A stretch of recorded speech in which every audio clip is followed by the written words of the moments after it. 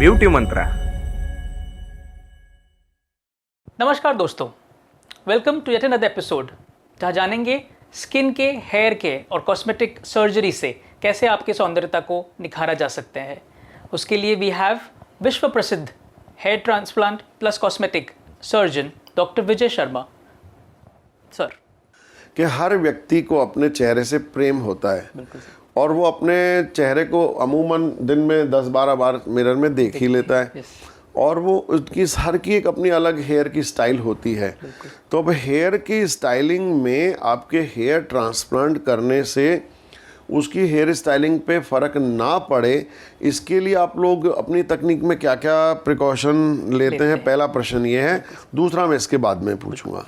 So here transplant की तकनीक बहुत सारी है। हेयर ट्रांसप्लांट करने के टाइम पर हम लोगों के डेंसिटी जो बाल पीछे से अवेलेबल है जहाँ से हमको लेके डालना है, प्लस बियर्ड के बाल हो या सीने के बाल हो, उनकी डेंसिटी काउंट करते हैं। उसमें हम 1/3 दैट इज़ 1/3 कैपेसिटी को हम यूज़ कर सकते हैं। तो अगर 1/3 कैपेसिटी लेनी है तो ऑफ रफली अराउंड 10 से 8,000 बालों के ग्राफ्स जो कहते हैं, जिसमें एक जड़ के अंदर 2 या 3 बाल भी होते हैं, उसको हम फॉलिकुलर यूनिट या फॉलिकुलर ग्राफ्स कहते हैं। अगर उनको हम निकाल के लगा सकते हैं तो मैक्सिमम एक इंसान के सर पे 2 या 3 ट्रांसप्लांट के बाद 10 से 12,000 ग्राफ्स की ट्रांसप्लांट किया जा सकता है। उतने नंबर ऑफ ग्राफ्स में क्या हम पूरा एरिया भर सकते हैं? अभी कहने को तो हमारे पास 50-60 हज़ार बालों का नुकसान हो चुका है, बट उसमें हमसे 12,000 ग्राफ डालते हैं। उसका मतलब अगर 2 से भी मल्टीप्लाई किया जाए तो वो आपके हो गए 24,000 बाल। 24,000 बाल 50,000 बाल का तो लुक नहीं दे पाएंगे आपको, आधा ही है वो। उसमें आता है आपका टेक्निक कि किस तरह से बाल लगाया जाए ताकि वो उस तरह से भरे हुए दिखे कि इंसान को स्टाइल करने में कोई तकलीफ नहीं है और वो पुराने स्टाइल को मैच कर सके। मेन चीज़ें हम पेशेंट से मांगते हैं कि उनकी पुरानी पिक्चर्स दिखाएं। किस तरह से वो बाल रखा करते थे, बीच का पार्टीशन था, साइड का था और किस एंगल में रखते थे। Preferred is of course side का पार्टीशन रखें तो बालों को लंबा करके काफ़ी माथे को कम बालों में भी कवर किया जा सकता है। करेक्ट। पर अगर कोई कहता है कि नहीं मुझे बाल सीधे ही रखने हैं, बिल्कुल मुझे बाल एकदम खड़े रखने, छोटे रखने, तो हम उन्हें कहते हैं कि आपको मल्टीपल ट्रांसप्लांट करना पड़ेगा। और हो सकता है उस ट्रांसप्लांट के बीच में कुछ ऐसे कैमोफ्लेजिंग टेक्निक जिससे उसका आपका माथा भरा हुआ दिखाई दे। अब वो टेक्निक में आता है आपका ग्रोथ फैक्टर्स, आपका मेसोथेरेपी इंजेक्शंस, प्लस कैमोफ्लेजिंग टेक्निक जैसे हेयर फाइबर, जो आर्टिफिशियल हम कह सकते हैं कि एक मेकअप टेक्निक भी कह सकते हो। तो हेयर फाइबर्स जिसको हम स्प्रिंकल कर सकते हैं और वो स्प्रिंकल करने के बाद ऐसा काम करते हैं जैसे एक इलेक्ट्रोस्टैटिक एनर्जी की वजह से बालों में प्लस आपके माथे पे स्किन में चिपक जाता है और एकदम भरा हुआ लुक देता है आपको। होता नहीं है उतने लंबे बाल, बट वो आपको एक भरा हुआ लुक दे सकता है। दूसरा है आपको पिगमेंटेशन, जो है स्कैल्प माइक्रो पिगमेंटेशन। एक टेक्निक है जिसमें एक बहुत ही बारीक नीडल जो 0.3 mm की होती है। ऑफकोर्स एक टैटू से कंपेयर किया जाता है। लोग कहते हैं क्या ये टैटू है? तो हम कहते हैं कि नहीं, ये माइक्रो टैटू है, अगर आपको इजी भाषा में समझाया जाए तो। बट वो भी वर्ड सही नहीं है, उसको हम माइक्रो पिगमेंटेशन कहते हैं जी। तो आपका स्कैल्प का कलर हल्का सा हम डार्क कर देते हैं, उसमें हम बारीक डॉट्स छोड़ने के बाद उस स्कैल्प को ऐसा दिखाते हैं कि आपको एक 3 डायमेंशनल अपीयर में आपके बाल उग रहे हैं। अभी आई नहीं है बट उग रहे हैं। और इतना केयर करते हैं कि आपके आजू और साइड में जो है, दोनों तरफ आजू बाजू, हमसे रॉन्ग वर्ड बिकॉज ये मुंबईया भाषा हो गई, बट जो हाँ साइड के आजू बाजू के बाल हैं उन बालों को बचाया जा सके और उसके बीच में जाके उस डॉट को छोड़े ताकि आपका लुक और भी एनहांस हो सके। तो ये सारी टेक्निक्स को इस्तेमाल करते हुए डॉक्टर की अगर अंडरस्टैंडिंग पूरी है, वो सारी नॉलेज रखता है, वो आपको एक परफेक्ट स्टेज तक लाके आपका उस तरह से स्टाइलिंग वापस से ला सकता है। बहुत सुंदर, बहुत सही। तो इसका अर्थ ये हुआ कि अगर हमने प्री प्लानिंग की है कि उनकी पिछली चित्रों को देख करके पेशेंट को किस तरह की बालों की आवश्यकता है, कैसी वो पार्टीशन करेंगे, कैसी डिज़ाइनिंग करेंगे, तो उस एंगल के ऊपर उन बालों का प्रत्यारोपण यदि किया जाए तो सफलता के आयाम एक नए स्तर को छू लेंगे, ताकि लोगों को अपनी जो एक जिस तरह की उनकी अभिलाषा है, जैसी एक्सपेक्टेशंस हैं, वो एक्सपेक्टेशंस को पूरा करने में वो आसानी रहेगी कि बालों की फसल लहला जाएगी। दूसरा प्रश्न मैं अविनाश जी आपसे करना चाहूँगा कि हमारे ही चेहरे पर, बॉडी में, शरीर पर सिर के बालों का जो है pattern, diameter, the colour, texture, length और उसकी एक जो है उसका एक आयतन अलग होता है। आईब्राव, जो आपकी आईब्रोज हैं उसके पास में अलग होता है। आई लैशेज़ हैं वो अलग तरह के हैं। मूंछ पे या बियर्ड पे या चेस्ट पे या जननांगों पे हर जगह के बाल हमारे विभिन्न भांति के होते हैं। तो यदि हम लोगों ने चेहरे की गुद्दी के पीछे से मतलब स्कैल्प के हेयर स्कैल्प पे ट्रांसप्लांट करे तो वो बात पूरी समझ में आती है कि एक यूनिफॉर्मिटी उन बालों की हमारे पास मिल जाती है। पर यदि आपको यही पूरा वो कमी को पूरा करने के लिए शरीर के दूसरे हिस्सों के बालों का जब इस्तेमाल करना पड़ता है, हो सकता है कि एक सर के बाल स्ट्रेट हों, दूसरी जगह घुंघराले हों या कुछ और भी पैटर्न हो, ये सारी नॉलेज मैं चाहूँगा कि आम आदमी तक हम पहुँचा पाएँ। तो कैसे वो पैटर्न, वो डायमेंशंस, वो एटीट्यूड बाल का, उसी तरह को आपस में दोनों को आप ये मैच कर पाते हैं, ये बताएं। सर बहुत ही अच्छा सवाल है। एक्चुअली ये काफ़ी लोग पूछते हैं कि क्या हमारे दाढ़ी के बालों को हेयर लाइन में इस्तेमाल कर सकते हैं? जी हाँ। क्या हम हमारे सीने के बालों को साइड में या हमारे कुछ साइड बर्न्स को चौड़ा करने में उसमें इस्तेमाल कर सकते हैं? अभी हम बाकायदा जानते हैं कि जो बाल पीछे के होते हैं, सर के पीछे के, उनका फील और हमारे सामने के बालों का फील ऑलमोस्ट सेम है। उसी तरह से उतनी गर्थ, उतनी थिकनेस, उतनी मोटापे की वो बाल होते हैं। तो उनको जब हम इस्तेमाल करें तो देखना चाहिए कि जितना आपका हेयर लाइन जो सामने का हिस्सा आता है और कम से कम 1 या 2 उंगली जितना उसके ऊपर भी आपको सिर्फ इस्तेमाल करना है सर के बालों का। अब आती है बात आपके बियर्ड की, आपके चेस्ट के बालों की। इनको आपको लेके आपको इस तरह से मिक्स करना है, आगे बाजू रख के आजू बाजू में, क्योंकि जो बियर्ड के बाल है उसके बिल्कुल बाजू में एक चेस्ट का बाल हो और उसमें शायद थोड़े बहुत 10 से 15% आपके खुद के सर के बाल भी हों। तो जब ये सारे एक साथ जब उगेंगे, और क्योंकि सेल्स आजू बाजू में होते हैं, जैसे नेक्स्ट टू ईच अदर जो बोल सकते हैं, वो सेल्स एक साइकिल के बाद आपका धीरे धीरे खत्म हो जाता है और वो साइकिल के बाद अपने आप ही वो सेल उस बाजू के साइड के बाल, स्पेशली हेयर जो सर के बाल हैं, वो डोमिनेंट है। और वो डोमिनेंसी आपके एक साइकिल, जैसे फॉर मेन 3-3.5 साल, for women sometimes up to 6 years also, वो आपका साइकिल चेंज होते होते डोमिनेंस ले लेता है और वो आपके बाल बिल्कुल लगने लगते हैं सर के बाल की तरह। ये तो आपने बड़ी ही अद्भुत बात बताई कि संग का रंग, यानी कि जो दूसरी जगह से भी प्रत्यारोपित बाल हैं, वो जो सिर के बालों की जो डोमिनेंस है, मतलब अच्छाई का अनुसरण करते करते वो भी स्ट्रॉन्ग हो जाते हैं वक्त के साथ में। तो ये वाकई में एक अच्छी बात और एक अच्छा चमत्कार मैं कहूँगा। मुझे ध्यान आ रहा है कि मैंने अपना लास्ट हेयर ट्रांसप्लांट शायद 97-98 में किया था। उस समय वो बहुत अच्छे परिवार का बड़ा अच्छा यंग बालक और बहुत बिलियनर्स थे, बड़ा अच्छा उनका व्यवसाय था, सब कुछ था, पर वो बाल न होने के कारण लड़का बार बार सुसाइडल हो रहा था, ऐसी इस तरह की समस्याएं आ रही थी। तो उस समय मुझे ध्यान है कि जब बिल्कुल बाल फ्रंट में नहीं होते थे तो हम लोग कान के पीछे से जो पट्टी है उसमें से एक स्ट्रिप को चुरा के पूरा अलग नहीं करते थे। स्ट्रिप हमारी बिल्कुल एक झोल खाती हुई पट्टी नुमा वो निकल के फ्रंट में इधर से आती थी। तो लेफ़्ट से लेफ़्ट और राइट से राइट लाके हम फ्रंट में सामने की तरफ फौज की बटालियन बालों की ऐसे खड़ी कर देते थे कि बाकी पीछे का जो गंजापन है वो आगे लहलाती फसल में छुप जाता था।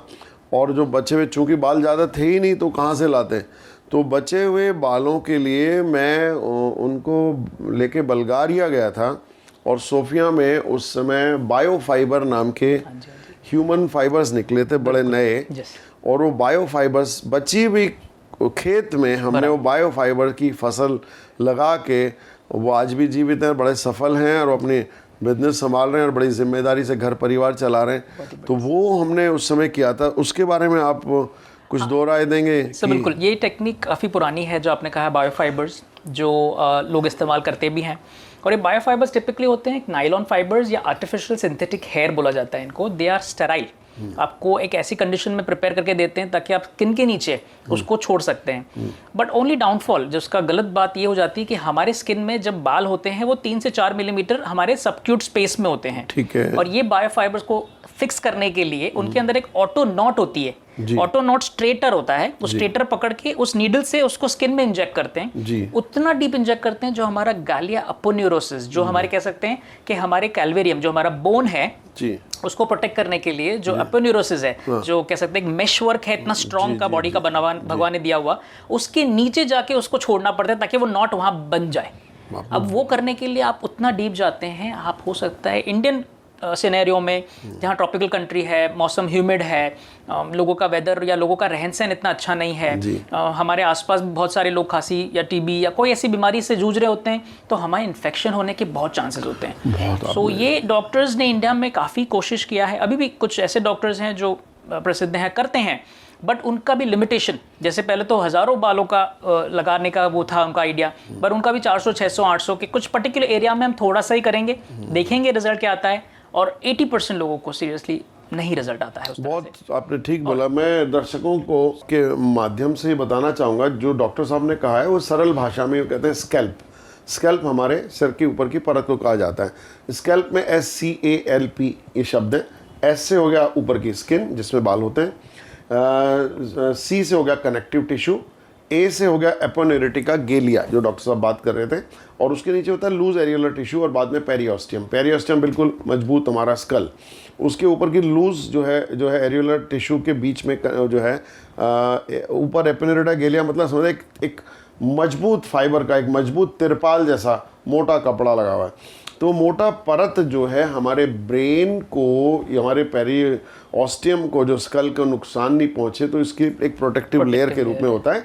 तो हम यूँ समझे जैसे अपना फोर्क खाना खाने का होता है, तो 2 दांत वाला एक फोर्क है, और हमने एक डोरी के गांठ लगाई नीचे बॉटम में, और उस गांठ को उस 2 फोर्क में फंसा के, और हमने उस तिरपाल को छेद करके, और जहाँ पे हड्डी टक बोलती है उस लेयर तक लाके फोर्क निकाल दिया, तो गांठ जो है उस एपोनेरेटिका गेलिया के नीचे अटकी रह गई, तो वो ऊपर वापस नहीं आ पाएगी। तो ये बायोफाइबर, ये सिंथेटिक बाल जो आपके लगभग बालों जैसे दिखते हैं, ये वहाँ मौजूद रहेंगे।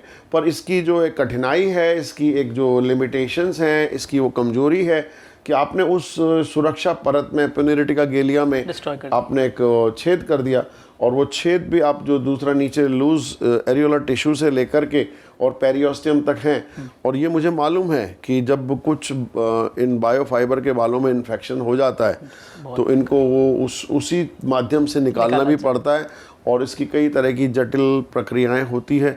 तो मनुष्य के द्वारा बनाए हुए भी सिंथेटिक बाल मौजूद हैं जो कि लगाए जा सकते हैं, जो बालों जैसे ही दिखते हैं। और वैसे तो मार्केट में विग लगाएं, पैच लगाएं, 100 तरह की दूसरी चीज़ें हैं, पर जो डॉक्टर साहब बता रहे परमानेंट जो करने का तरीका है, तो हाँ, ट्रांसप्लांट का। तो मेरा दूसरा क्वेश्चन का भी आपने जवाब दिया। पहला क्वेश्चन मैंने पैटर्न की बात की थी, दूसरा दूसरे स्थान के बालों की बात की थी। तीसरा सवाल मैं डॉक्टर साहब से ये पूछूंगा दर्शकों के लिए कि ये जो हम लोगों ने प्रत्यारोपित बाल, हमारे जो फसल एक बार लहला गई, तो हम ऐसा क्या करें कि ये फसल को हम लगातार उन्नत बना के रखें, और ज़्यादा लंबे समय तक ये इतनी बारीक ऑपरेशंस हैं, आप लोगों की बहुत मेहनत है, आप लोगों का मेहनत, वक्त, लोगों का पीड़ा सहन करना, ये सारा एक बहुत बड़ा महान कार्य, एक महान यज्ञ जैसा है। उस यज्ञ की जो है इसके फल लगातार काफ़ी समय तक मिलें, और उसमें कहीं बालों की आहुति ना हो जाए, तो उसके लिए हम क्या करें, आप बता पाएंगे हमें? बिल्कुल सर।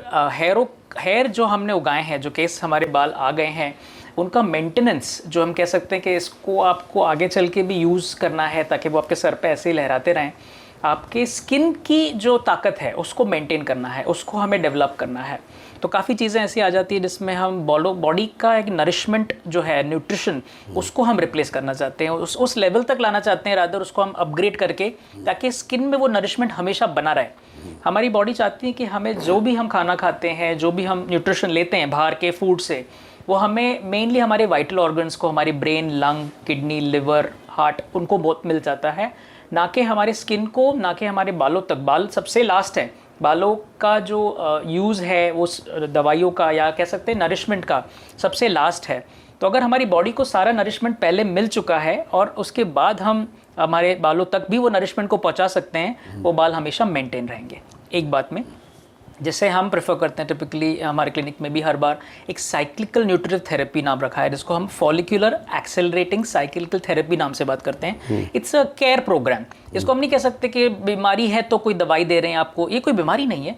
ये आपका एक लाइफस्टाइल है जिसकी वजह से आपकी बॉडी के हार्मोन्स हो गए, या पोल्यूशंस है, या एटमॉस्फेयर है, जिस भी कारण से आपके बाल चले गए, इस लाइफस्टाइल को हमको मॉडिफाई करना है, हमें इसे इम्प्रूव करना है। और वो इम्प्रूव करने के लिए फैट जो है, फॉलिकुलर एक्सेलरेटिंग साइक्लिकल थेरेपी ये हमारे बहुत काम आती है। मतलब मैं तो ये भी बताना चाहूँगा कि लिटरली मेरे घर में मेरे मामा के साइड मेरे नाना जी सब 30 से 32 की उम्र में सारे गंजे हो चुके थे बिल्कुल। और मैं शायद उनकी तरह दिखने के बावजूद भी, उनकी जैसा होने के बावजूद भी शायद ये बाल बचा पाया हूँ इसी कारण से, क्योंकि पिछले 10 सालों में मैंने कभी ये गोलियाँ नहीं छोड़ी हैं। ये सिर्फ एक ताकत की गोली है, ये सिर्फ एक नरिशमेंट है। और अगर 2 गोली रोज़ आप खा रहे हैं, ऑफ कोर्स अलग अलग विभिन्न प्रकार की गोलियां हैं, एक ही गोली नहीं खा सकते क्योंकि बालों की रिक्वायरमेंट इतनी डिफरेंट है कि उसको पूरी तरह से फुल करने के लिए एक ही गोली में सब चीज़ों का समावेश नहीं हो सकता। तो आपको अलग अलग दवाइयों को खाना है, इस तरह से खाना है जो एक साथ काम करें, ना कि एक दूसरे से झगड़ा करें। क्योंकि ऐसी ऐसी मेडिसिन भी हैं जो बॉडी में जाने के बाद कहती है कि आप अंदर जाओगे कि मैं अंदर जाऊंगा, तो बेसिकली जाना जिससे है वो नहीं जा पाता है, तो उसे अलग दिन पे देना चाहिए ताकि पूरी बॉडी को हर टाइप के जैसे कहते हैं विटामिन हो गए, A, B, E, D, K हो गया, आपके मिनरल्स हो गए, माइक्रो मिनरल्स हो गए, magnesium, molybdenum, chromium, selenium, everything जो आपके रिक्वायरमेंट मिनरल्स हैं, माइक्रो मिनरल्स है, आपकी सब चीज़ों के रिक्वायरमेंट पूरी करे, प्लस हेवी डोजेज और good quantity doses of antioxidant. अभी एंटीऑक्सीडेंट्स का चलन तो बहुत ही स्ट्रॉन्ग आज माना गया है स्किन के लिए, हेयर के लिए, बिकॉज प्रोडक्ट्स लाइक CoQ10 है, रेस्वेसिट्रॉल है, कोसिटीन है, कर्क्यूमिन है, जो हमारी नेचुरल फूड में भी है। हमारे आपके टर्मरिक को आप देखें या अश्वगंधा देखें, मुलेठी देखें, लिकोराइज, काफ़ी सारी सी चीज़ें हैं जो हमारे ब्राह्मी हैं। बालों के साथ साथ हमारे पूरे स्किन को सब चीज़ों में हमें एक नया लुक दे सकते हैं, हमें पूरा इम्प्रूव कर सकते हैं। तो उन सब चीज़ों के साथ मिलते हुए अगर आप एक समावेश, एक मिक्सचर बनाएं, तो उस को कह सकते हैं कि एक फॉलिकुलर साइक्लिकल थेरेपी है, एक्टिवेटिव साइक्लिकल थेरेपी है। एंड उससे अगर आप इस्तेमाल करें तो डेफिनेटली आपके बालों की मेंटेनेंस अच्छी रहेगी। ऑल्सो मैं ऐड करता हूँ लोगों को कि कोलाजन बहुत इंपॉर्टेंट है स्किन के लिए। एक 30 के बाद हमारी बॉडी का कोलाजन इतना कम हो जाता है, विटामिन ई जो है स्पेशली एसेंशियल अमाइनो एसिड्स इतने कम हो जाते हैं, उसको हमको रेगुलर रिप्लेस करना चाहिए विद दिस टेक्निक। मैंने देखा है तो मेरे 16 सालों की प्रैक्टिस में 15 साल बालों को कुछ नहीं हुआ है। ट्रांसप्लांट के बाल वैसे ही बने हुए हैं, बट उन्हें उस मेडिसिन को कंज्यूम करना है और लगाते रहना है। कुछ ऐसे मेडिसिन जो बालों की ब्लड सप्लाई को बढ़ाए, जो बालों की क्वालिटी को इम्प्रूव करें। उसमें आपके हर्बल प्रोडक्ट्स भी बहुत सारे ऐसे हैं जो एक्चुअली अब कह सकते हैं कि हमारे पूर्वज या हमारे से 150-200 साल पहले जब मिनॉक्सिडिल का भी शायद आविष्कार नहीं हुआ था, या ऐसी दवा जो US FDA अप्रूव्ड है, फिनेस्टराइड टैबलेट जो कह सकते हैं DHT इनहिबिटर नाम से चलती है, जो आपके बॉडी की DHT को कम करती है। ये सारी मेडिसिन लेने से अगर आपको क्या DHT की ज़रूरत नहीं है, बॉडी को उसकी भी ज़रूरत है, दैन अगर उसको हम मेडिसिन लेके कम कर दें, क्या उसके साइड इफ़ेक्ट्स नहीं होंगे? डेफिनेटली साइड इफ़ेक्ट्स होंगे। सो जितना हमारे आयुर्वेदा में, होम्योपैथी में या यूनानी या ट्राइबल हर्बल मेडिसिन कह लो, ये सब चीज़ों में जो पहले लोग लिया करते थे, उनमें आज भी उतना ही ताकत है कि जो इंसानी शक्ति को वापस से जागरूक करके हमारे बालों को मेंटेन करे। यानी हम जो कहें कि भारतीय मूल की जो हमारी चिकित्सा ज्ञान की पद्धतियाँ हैं, आयुर्वेदा है, वो सारी पैथीज़ की माँ है, क्योंकि मॉडर्न मेडिकल साइंस में कैलिब्रेशन करके और उनकी यूटिलिटी देख करके उनकी डोजेस तय करते हैं। पर जो उनका हमारे हजारों लाखों वर्षों में ऋषि मुनियों ने उनकी जो क्वालिटी को देखा है, समझा है, मार्केटिंग एंड कमर्शलाइजेशन एक अलग बात हो गई, पर ये जो उपलब्धियां हैं भारतीय विज्ञान की इस तरह के न्यूट्रिएंट्स के बारे में, ये इसको हम काफ़ी गर्व कर सकते हैं। इसमें मैं ये भी कहूँगा कि जैसे आपने बताया हल्दी का, अभी हल्दी तो हमारे यहाँ भोजन में रेगुलर काम में आती है, और अब जाके विज्ञान देख रहे हैं कि वो एक तरह से it is going to come as है कि साहब ये एंटी सेप्टिक है and it is good for the health and all. मैं समझता हूँ कि कालांतर के अंदर ये वर्ड जो है हेल्थ से रिलेटेड हल्दी, जिस तरह भाषा का विकास हुआ होगा, तब ये हो सकता है कि ब्रिटिश वोकेबलरी में ये भारतीय मूल का हल्दी से ही वर्ड हेल्दी के लिए गया हो। It's one of the possibility I believe. And जैसा कि आपने बताया कि ये न्यूट्रिएंट्स और ये जो फूड और ये क्वालिटी, ये ओवरऑल हम लोगों को मदद करती है। स्किन की केयर में और हेयर की केयर में भोजन का बहुत बड़ा रोल है, इसमें कहीं इसको डिनाई नहीं किया जा सकता। और बेसिक बॉडी की सारी खुराक और सारी अवयव मिलने के बाद में स्किन और हेयर ये जो है लास्ट माने जाते हैं न्यूट्रिएंट्स की जो है वहाँ तक पहुँचने में, उनकी पेनिट्रेशन या उनकी पहुँच वहाँ तक होती होगी, इसमें भी कोई दो राय नहीं है। क्योंकि हमने तो विज्ञान में सबने पढ़ा ADE जो है फैट सॉल्वेंट विटामिन है, विटामिन A है, विटामिन D है, विटामिन E है, विटामिन K है। अगर इसको अपन जल के साथ लेते हैं तो इतना उपयोगी नहीं होता जितना कि हम बचपन में हमारे डॉक्टर सीनियर समझाया करते हैं, कप ऑफ मिल्क और टी और समथिंग लाइक साथ में दिस, लेना यू है, शुड fat टेक के विद साथ। दैट। तो वही इसी तरह जैसे आपने डॉक्टर साहब ने बताया कि हर दवाई को लेने की पद्धति, समय और उसकी आयु, बहुत इन अलग तीनों का भी ध्यान रखना बहुत ज़रूरी है, क्योंकि हर दवाई हर व्यक्ति पे हर समय मदद करे जरूरी नहीं। ऐसा हम लोग नहीं कह सकते। और यहाँ पर मुझे ये कहने में बिल्कुल झिझक नहीं होगी कि हमारी जो माताओं, नानियों, दादियों द्वारा जो भोजन के प्रकार निकले थे कि अमरूद के मौसम में अमरूद जो है एप्पल से भी ज़्यादा उपयोगी होता है, सिंगाड़े के मौसम में सिंगाड़ा बादाम से भी ज़्यादा उपयोगी होता है। तो ये जो साल भर के अंदर जो बायोलॉजिकल नीड हमारी प्रकृति के साइकिल के द्वारा साधारण चीज़ों से जो पूरी होती हैं, उसके लिए हमें, अगर हम गाड़ी ट्रेन छूट गई है तो फिर एक्सपेंसिव मेडिसिन लेनी पड़ती है। और जैसा डॉक्टर साहब ने बताया कि इन्होंने स्वयं अपना 15 साल से ये लुक मेंटेन कर रखा है, और मुझे भी कहने में कोई झिझक नहीं होती कि मैं तो अपनी माँ के हाथ का, दादी के हाथ का बनाया खाना खाता हूँ। और अभी आज 67 साल की उम्र में भी मैं समझता हूँ कि ठीक है, कॉस्मेटिक सर्जरी तो जो कराई है मैंने खुद ने अपने चेहरे पे, वो एक अलग बात है, पर जो जिस तरह से मेरा स्किन और हेयर को मैं लुक आफ्टर कर पा रहा हूँ, उसमें एक भोजन का बहुत बड़ा, भोजन और औषधि, कुछ एक आयु के बाद औषधि भी भोजन का ही हिस्सा, ऐसा मान लेना चाहिए।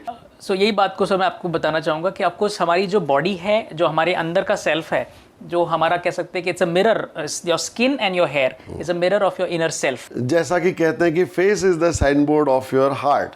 बिल्कुल, अगर दिल खुश तो चेहरा भी खुश। कही बात है, एकदम सही और बात कही सर। जैसा आपने बताया, बहुत सारी आपने ज्ञान की बातें बताई कि कितने सारे चिकित्सा शास्त्र में जो शोध हो रहे हैं, जितनी रिसर्च हो रही है, जितनी, तो मैं कहूँगा since the dawn of evolution man has a deep desire to conquer upon the odds. Yes sir.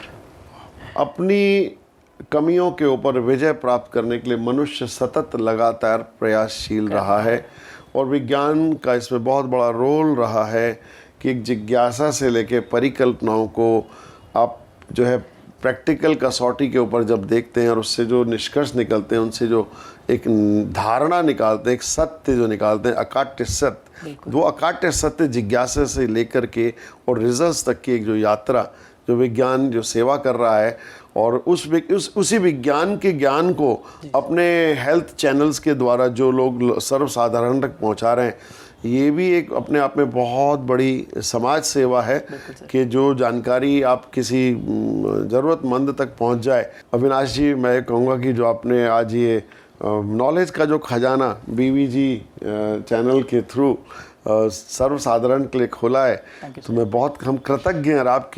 आपकी विद्वता का तो मैं कायल हूँ। हालांकि आप मुझे गुरु का दर्जा देते हैं, आप शिष्य हैं, सिखाते हैं, पर जीवन एक बिल्कुल अद्भुत चीज़ है जिसमें कोई भी किसी से सीख सकता है। आज की तारीख में मैं कुछ एप्लीकेशंस के लिए अपने बच्चों पर निर्भर हूँ। तो मैं हालांकि हेयर ट्रांसप्लांट का जनक कहा जाता हूँ इस देश में, कि जब कोई भी हेयर ट्रांसप्लांट नहीं करता था, उस समय हम जांबाज ये सीना चौड़ा करके अच्छे बुरे रिजल्ट को सहन करके समाज के लिए नई ऑपरेशन उपलब्धियां दी, और पंच ग्राफ्ट्स वगैरह किए। पंच ग्राफ्ट्स के रिजल्ट्स भी अच्छा है, कई लोगों की ज़िंदगियां भी बनी, पर ये तो है नारियों की चतुराई के आगे भी हम हार गए। तो वो पकड़ में आने लगे, पर उसी का प्रतिफल है कि women always want perfection. Actually, let me tell you, we should praise all those women who had been after the perfection. ये दुनिया में जितना भी रंग रूप परिवर्तन, घर, डिज़ाइन, इंटीरियर, पर्दे या विकास, एक नई गाड़ी, फिरारी, अच्छे हवाई जहाज, ये नारियों की उनकी उत्सुकता और उनकी अभिलाषा के बिना, पुरुष को इस इंसेंटिव के बिना आगे बढ़ ही नहीं सकता। तो I must salute to all the great women of the society who had been part of this contributory progress of the medical science. Thank you so much. Thanks. Thank you so much sir, आपने जो information आज पहुंचाई, जिस तरह से हमने आज discussion किया, और आपकी लेगेसी को आगे ले जाते हुए, आपकी लेगेसी को आगे बढ़ाते हुए, हेयर ट्रांसप्लांट की इंडस्ट्री में नाम कमाने के लिए आपके लिए मैं एक धन्यवाद मानना चाहता हूं। आपसे मैं एक आशीर्वाद लेना चाहता हूं कि हम हमेशा ग्रो करते रहें, आपके साथ ग्रो करते रहें। And thank you so much for this. नमस्कार। नमस्कार। Thank you so much viewers. और आज जो हमने बात की, इसी बात को हम कंटिन्यू करेंगे अगले एपिसोड में, और जानेंगे beauty mantra from the experts, जो कॉस्मेटिक सर्जरी में है डॉक्टर विजय शर्मा, और मैं doctor Avinash Agarwal, hair transplant specialist. Thank you once again.